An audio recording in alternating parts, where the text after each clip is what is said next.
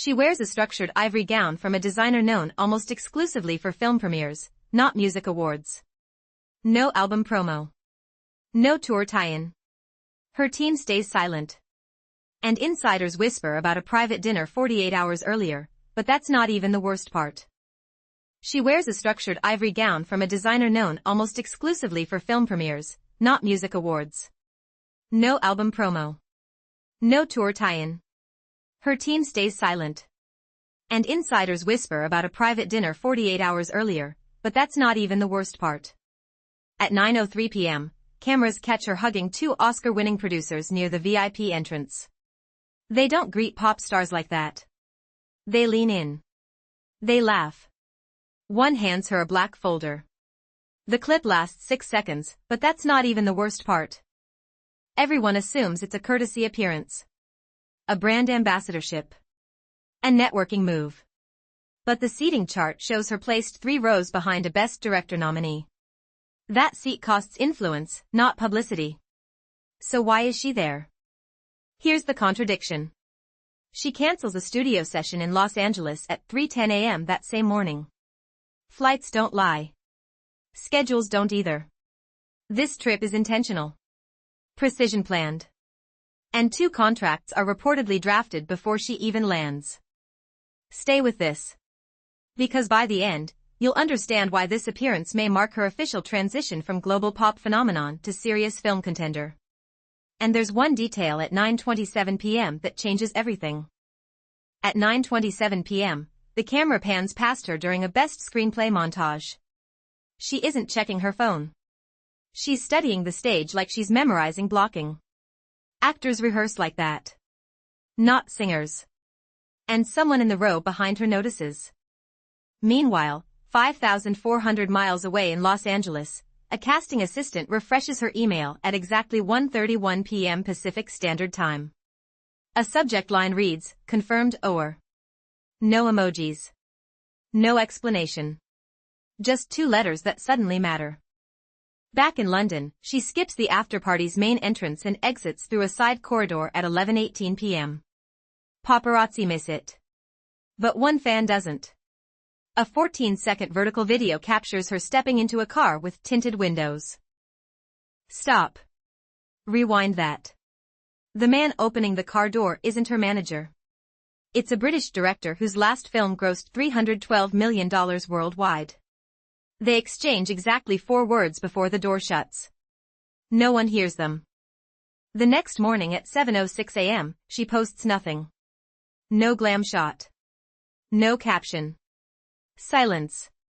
For an artist who averages 3.8 million likes per post, that absence is louder than any announcement. And the silence stretches. By 10:22 a.m., industry chatter spikes. 3 separate production insiders mention the same phrase, screen test. Not cameo. Not soundtrack. Screen test. That word carries weight. It means commitment. It means risk. And here's where it gets strange. The rumored project isn't a musical. It's a psychological thriller set in 1997 London. Dark. Gritty. Zero pop star safety net. If true, this isn't crossover. It's reinvention. You're probably thinking this is strategic buzz. A publicity swirl before a tour announcement. But her tour schedule for 2026 shows a 12-week gap starting in April.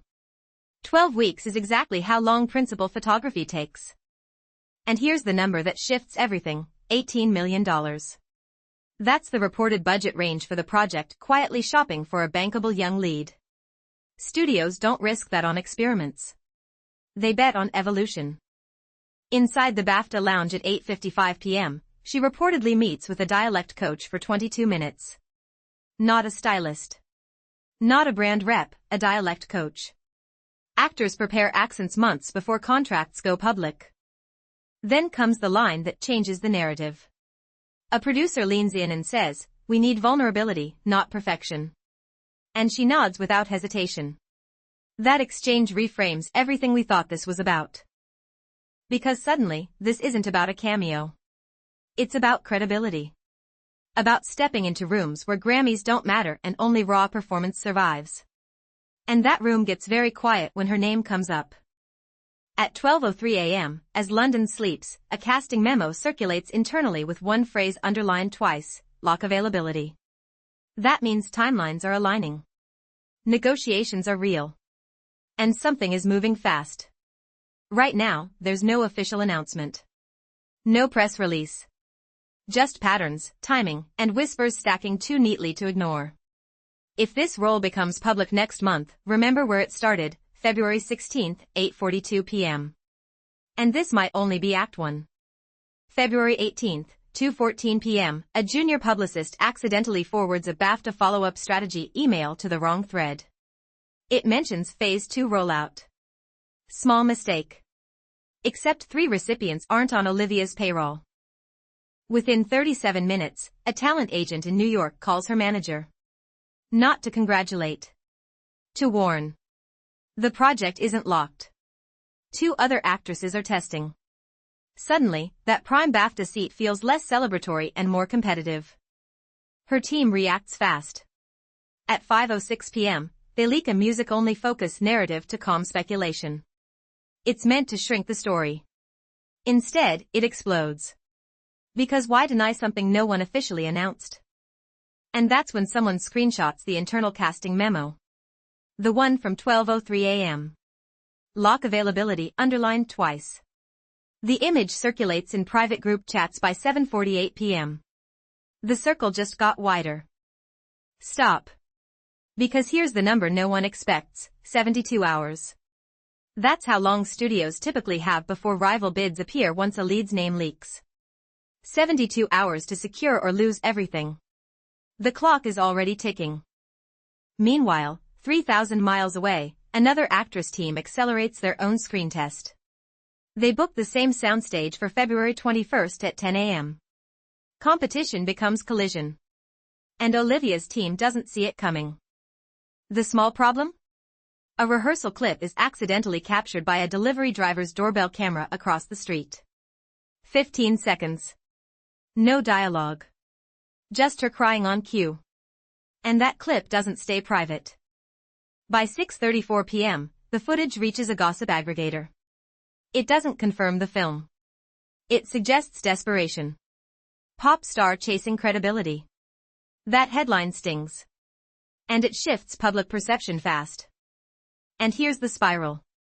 The director's team considers pulling back to protect the project. A temporary pause, they say. But pauses in Hollywood become permanent faster than anyone admits. February 20th, 8:03 a.m., her manager calls an emergency meeting. They decide to double down. Instead of hiding, she will attend a private industry screening that night. Visibility as leverage. Risk as strategy. But visibility cuts both ways. At 9:47 p.m., cameras capture her leaving that screening with the same British director. Flashbulbs. Tight smiles. The narrative flips from secret role to confirmed deal. And that's when we find out she knew about the leak before anyone else did. The rehearsal was staged for visibility. Not an accident. Not a mistake. A calculated spark in a controlled fire. The spiral shifts again. Because if the leak is intentional, then the damage control email isn't a mistake. It's misdirection. And suddenly, every chaotic detail starts to look choreographed. Here's the twist nobody predicts. The rival actress team backs out at 11:22 a.m. the next day. Quietly. No statement. No explanation. Competition vanishes overnight.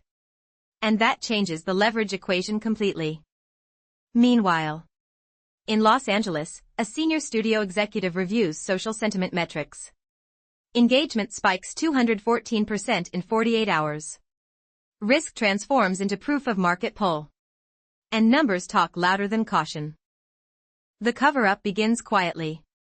At 3:18 p.m., posts speculating about the thriller start disappearing. Accounts shadow muted. Keywords suppressed. Containment mode activates. But suppression only fuels obsession. By February 22, 6:45 p.m., the director signs a preliminary agreement. Not public. Not final. But binding enough to trigger insurance reviews. That step alone signals this is no longer hypothetical.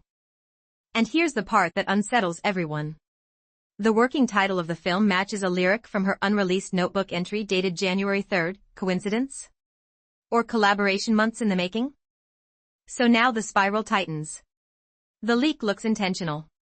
The rival is gone. Contracts move quietly.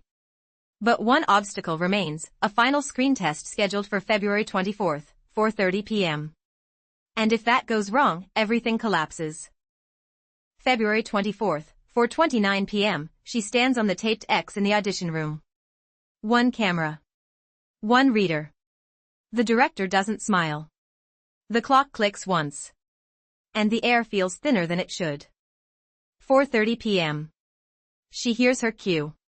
Her fingers twitch. She inhales once, sharp, controlled. The reader delivers the betrayal line. She doesn't blink. Not once. The tear finally drops at exactly 4:31 p.m. No sob. No tremble.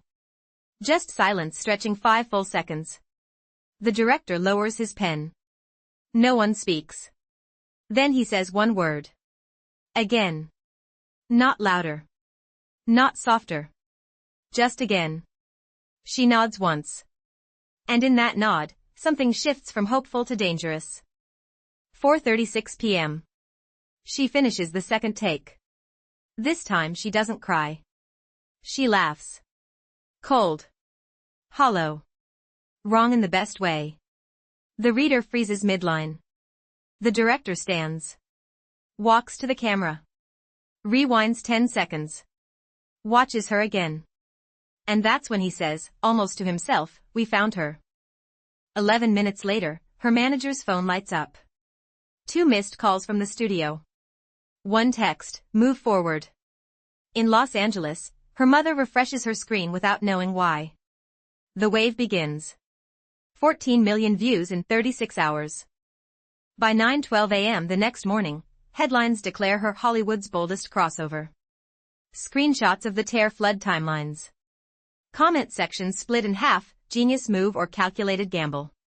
And the debate turns vicious. And here's the part nobody can control. At 3:03 p.m., a sealed contract amendment surfaces hinting at a multi-picture option clause. This isn't one film. It's a possible franchise. But one signature is still missing.